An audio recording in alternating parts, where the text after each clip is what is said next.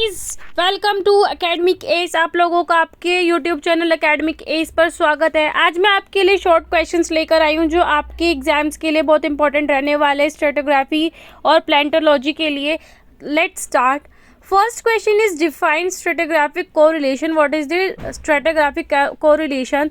So stratigraphic correlation is the comparison of rocks in different correlation is the in different transverse relating them with each other in respect to similarity of characters. Okay, so now what is the second question? Second question is what is the function of lophophore in brachiopod. अब guys होता क्या है, ब्रैकियोपोड जो होता है, ब्रैकियोपोड में एक structure होता है जिसका नाम होता है लोफोफोर। तो उसका फंक्शन पूछ रहे हैं। जो लोफोफोर होता है ये एक फूड गैदरिंग ऑर्गन होता है ब्रैकियोपोड्स में।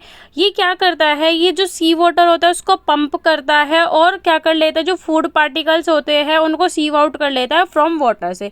Now move to the next question.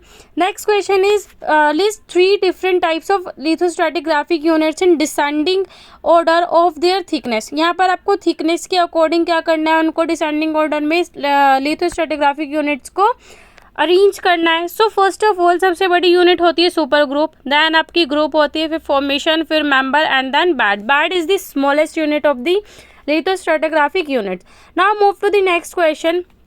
Question number 4. How can you differentiate organic world microorganisms from mineral world microfossils? आप जो organic world microfossils है उनको आप mineral world microfossils से कैसे differentiate करोगे? मैंने आपको अपनी previous वीडियो में भी बताया था, बट मैं इसमें भी आपको बता देती हूँ। जो organic world microfossils होते हैं इनकी जो शेल होती है वो बनती है हार्ड और टफ प्रोटीनिशियस मटेरियल से, जो क्या करती है उनकी शेल्स को रेजिस्ट करती है माइक्रोबियल और chemical effects of temperature and pressure, जिसकी वजह से क्या कर सकते हैं, इनको हम आसानी से फॉसिलाइज कर सकते हैं। अब ये तो था organic world microfossils. Now move to the mineral world microfossils. What are the mineral world microfossils? अब मिनरल वर्ल्ड माइक्रोफॉसल्स क्या होते हैं? जो मिनरल वर्ल्ड माइक्रोफॉसल्स होते हैं ये होते हैं the shell is made up of mineral material such as calcium, silica और फॉस्फेट। तो ये जो रहते हैं ये कैल्शियम, सिलिका और फॉस्फेट से मिलकर बनते हैं, जो कि क्या करते हैं, इनकी भी ये शेल को क्या करेगा, ये बचाएगा, किससे रेजिस्ट करेगा, फिजिकल, केमिकल और एक्सटर्नल एजेंसी से। Now move to the next question. Name the 5 linear division of the Himalayas. तो 5 डिवीजन होते हैं इसके हिमालय के। फर्स्ट आता है आपको greater Himalaya, trans Himalaya, Tethyan Himalaya, outer Himalaya and lesser Himalaya. Now move to the next question. Question number 6. What are the ammonoids? Ammonoids are the extinct group of marine mollusc. ये mollusc की क्या रहता है, ये मेराइन ग्रुप है जो कि अब एक्सटिंक्ट हो चुका है। ये क्या थे, ये किस टाइम से रह रहे हैं, ये अर्ली डेवियन से लेकर लेट क्रेटेशियस पीरियड से ये रहे हैं। अब जो इनकी शेल्स होती है वो क्या रहती है, वो या तो टाइटली कॉइल्ड होगी एक सिंगल प्लेन पर, या फिर वो ओपन हेलिकल और इरेगुलर कॉइल रहने वाली है, और उसके साथ साथ ये भी हो सकता है कि वो स्ट्रेट रहे। Now move to the next question. Question number 7। Question number 7 है डिफाइन इंडेक्स फॉसिल। अब इंडेक्स फॉसिल क्या होता है? इंडेक्स फॉसिल्स क्या होते हैं? इंडेक्स फॉसिल्स होते हैं जो भी ये कैरेक्टराइज कैसे होते हैं, शॉर्ट जियोलॉजिकल रेंज या फिर एज रहती है, इनका एक छोटा ही टाइम पीरियड रहता है, लेकिन इनका जो ज्योग्राफिकल डिस्ट्रीब्यूशन है वो बहुत ज़्यादा वाइड होता है, रैपिड एवोल्यूशनरी रेट होता है और डिस्टिंक्ट मॉर्फोलॉजिकल फीचर्स होता है। Now move to the next. Name the 2 classification scheme of the Gondwana super group. तो इसकी 2 क्लासिफिकेशन स्कीम कौन कौन सी है? First one is 2 fold and second one is 3 fold scheme. Now move to the question number 9। So what is the equus? Equus क्या है? आप लोगों ने फाइलोजेनी ऑफ हॉर्स पढ़ा होगा। तो फाइलोजेनी ऑफ हॉर्स में जो एंशिएंट वाला, जो बिल्कुल अब मॉडर्न टाइम पर हॉर्स है, उसको हम इक्वस के नाम से जानते हैं। सो इक्वस क्या है? It is the genus of the all modern equines that first arose around 5 million years ago from Dinohippus. तो ये जो इक्वस है, ये इक्वस आए कहाँ से है? ये डायनोहिपस से इवॉल्व हुए हैं, और ये किस टाइम पर आए? 5 मिलियन ईयर्स पहले आए हैं। जो फर्स्ट इक्वस देखा गया है वो 52 इंचज़ का, और अगर हम इसको मीटर की बात करें तो 1.3 मीटर टॉल था ये साइज़ में। इसकी जो स्पाइन थी वो रिजिड थी, लॉन्ग नेक थी, लेग्स थी इसकी, ठीक है, मतलब लॉन्ग नेक और लॉन्ग लेग्स थी इसकी, फ्यूज लेग बोन्स थी जिसमें रोटेशन कुछ भी नहीं था, लॉन्ग नोज थी, फ्लेक्सिबल मजल था और एक डीप जा था। इसका जो ब्रेन था वो भी क्या था, वो थोड़ा बड़ा था। अगर हम डायनोहिपस की बात करें उससे इनका ब्रेन थोड़ा बड़ा था। और जो इक्वस है, इक्वस क्या हो गए, डाइवर्सिफाइड हो गए कुछ सेवरल स्पीशीज में, जो कि क्या करने लगी, कोएग्जिस्ट करने लगी with other horses. Equus like Dinohippus is single toed.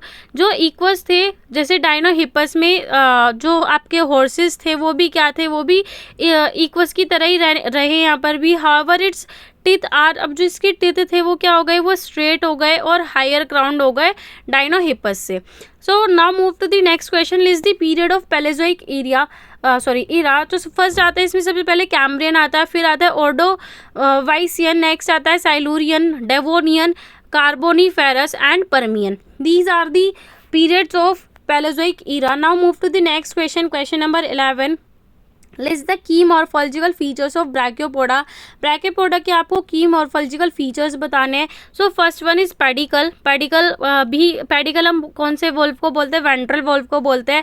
Brachial होता है डोर्सल वोल्व, इसमें बीक होती है, एम्बो होता है, कॉमिसर होता है, teeth, sockets, hinge line and interarea. Now move to the next question, list the key morphological features of radiolarians. और मैंने आपको ये लास्ट वीडियो में बताया था जो रेडियोलेरियंस है। चलिए आप मेरे को कमेंट करके बताना कि जो रेडियोलेरियंस है ये माइक्रो फॉसिल्स में आएंगे या फिर आपके मिनरल फॉसिल्स में आएंगे, फिर आपके ऑर्गेनिक वाले फॉसिल्स में आएंगे। आप मेरे को ये कमेंट करके बताना। इसका स्केलेटन किससे बना रहता है, इसका स्केलेटन बनता है स्पाइन से, बार से और परफोरेटेड प्लेट से। अभी जो स्पाइन है ये क्या है, एक्सटर्नल फीचर है और अटैच्ड होता है किससे, ओनली एक एंड से। लेकिन अगर हम बार की बात करते हैं तो जो बार होता है वो इंटरनल ऑर्गन होता है जो कि अटैच्ड रहता है बोथ एंड से। Okay, now move to the question number 13, name the important cratons of Indian peninsula. तो आपको यहाँ पर इंडियन पेनिनसुला के इंपॉर्टेंट क्रेटॉन्स बताने हैं। सो जो फर्स्ट क्रेटॉन आया था, फर्स्ट क्रेटॉन था धरवर क्रेटॉन, उसके बाद आया Bastar craton, Singhbhum craton, Bundelkhand craton and last one is Aravalli craton. Now next to the question, next question, define the term suture and spire of gastropods. So suture is the spiral line that joins the surfaces of any two adjacent holes of the gastropods. gastropods में sutures क्या होता है, gastropod में suture एक spiral line होता है जो कि joint करता है दो एडजेसेंट होल्स की सरफेसेस को। नाउ अब हम पढ़ लेते हैं, हमने सूचर पढ़ लिया, अब हम पढ़ेंगे स्पायर। स्पायर क्या होता है, स्पायर कॉम्बिनेशन होता है सभी होल्स का। आप इसको क्या पढ़ोगे, सभी होल्स का एक कॉम्बिनेशन है, लेकिन इसमें बॉडी होल काउंट नहीं होता। Now next to the next question, question number 15, what is the basis for division of Dharwar into 2 blocks. अब 2 ब्लॉक्स में जो हमने इसको डिवाइड कर रखा है उसका बेसिस क्या है। तो यहाँ पर आप बेसिस देखोगे, किसके बेसिस पर देखा गया है भाई, जो उनके कैरेक्टर है सिस्ट बेल्ट के, उनके डिफरेंस पर। Inter relation with the surrounding of grey gneisses, grey gneisses के जो जो सराउंडिंग्स के साथ उनका इंटर रिलेशन है। Also grade of metamorphism and temporal evolution. Now move to the next question. अच्छा दोस्तों, मैं आपको बता दूं ये जो आपके सारे क्वेश्चंस हैं ये आपके 2 मार्क्स कैरी करने वाले हैं। सो इनको इतना बड़ा मत लिख कर आना यार, क्योंकि आपको टाइम ड्यूरेशन बहुत कम मिलता है और आप इतना लिख कर आओगे, it is very sufficient. So now move to the next question, question number 16, define trace fossils. Trace fossils trace fossils are not the fossils of an organism but they are fossils of the activities of an organism in the past। मतलब जो trace fossils है वो actual fossils तो नहीं है, लेकिन इनको preserve कैसे किया गया, इनको देखा कैसे गया, जो भी ऑर्गेनिज्म की पास्ट में एक्टिविटी थी, जैसे ट्रैक्स हो गए, इन्होंने ट्रेल्स बनाए, बुरोज बनाए, फुटप्रिंट्स हो गए, फिर बोरिंग्स हो गई, सॉरी यहाँ पर बोरिंग्स है, BORINGS बोरिंग्स। जो ट्रेस फोसल्स है उनको हम किस नाम से जानते हैं, इक्नो फोसल्स के नाम से भी जानते हैं और इनकी स्टडी को बोलते हैं ichnology. Now move to the question number 17। So list the 4 groups of plants. ये हमने अच्छे से पढ़ा ही होगा, आप लोगों ने बॉटनी में भी पढ़ा होगा। सो आपको यहाँ पर 4 ग्रुप्स ऑफ प्लांट्स बताना है। फर्स्ट ऑफ ऑल सबसे पहले क्या आए थे, थैलोफाइटा आए थे, फिर ब्रायोफाइटा आए थे, फिर Pteridophyta and then Spermatophyta.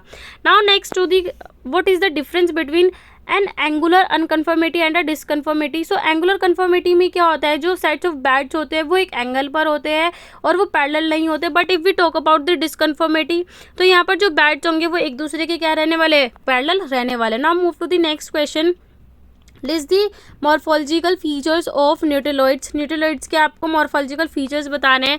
So septa, body chamber, siphuncle, aperture, phragmocone, septal necks, connecting ring, suture line, walls and cameral deposits. So ये मैंने आपको जो न्यूटेलॉइड है मैंने आपको प्रीवियस वीडियो में बहुत अच्छे से करा रखा है, तो आप इसको करके जाना। इस पर शॉर्ट नोट्स भी पूछ सकते हैं, फिर आपका लॉन्ग क्वेश्चन भी बनकर आ सकता है। Now move to the next question. List the important plant fossils of the Gondwana supergroup. So Glossopteris, Ganghamopteris, Vertebria, Philotheca and Sphenophyllum। मैंने आपको Glossopteris और Vertebria भी करा रखा है प्रीवियस वीडियो में, सो प्लीज़ देख लेना उनको, आपके लिए बहुत हेल्पफुल रहेगा।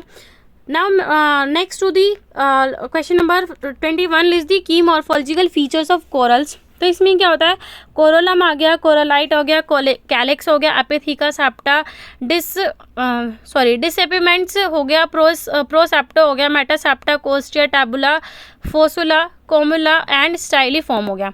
Now move to the last question. ये इस वीडियो का लास्ट क्वेश्चन रहेगा दोस्तों। So list the taxonomic hierarchy of human in descending order. अगर आपको वीडियो अच्छा लगे तो आप अपने फ्रेंड्स को शेयर करना, क्योंकि आप लोगों के पास टाइम कम है, आई नो, तो उनकी भी हेल्प हो जाएगी अगर आप इन वीडियोस को कवर करके जाते हो। So it is the sufficient. सो देख लेते हैं इसमें आपका वन इज़ एनीमिलिया। एनीमिलिया क्या है, एनीमिलिया किंगडम है। किंगडम के बाद क्या आता है, फाइलम। अब फाइलम क्या होगा, कॉर्डेटा होगा। नेक्स्ट आता है आपका क्लास। क्लास क्या होगी, मेमिलिया। क्लास के बाद आता है ऑर्डर। ऑर्डर होता है प्राइमेट्स।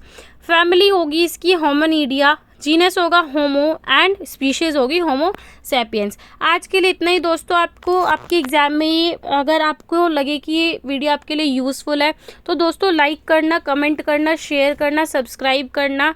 आज के लिए इतना ही मेरे दोस्तों। आपको आपके एग्ज़ाम्स के लिए ऑल द वेरी बेस्ट। आप अपना एग्ज़ाम बहुत अच्छा करके आओगे। थैंक यू वेरी मच दोस्तों। मिलूंगी मैं आपको अगली वीडियो में नेक्स्ट टॉपिक के साथ। तब तक के लिए टाटा बाय बाय।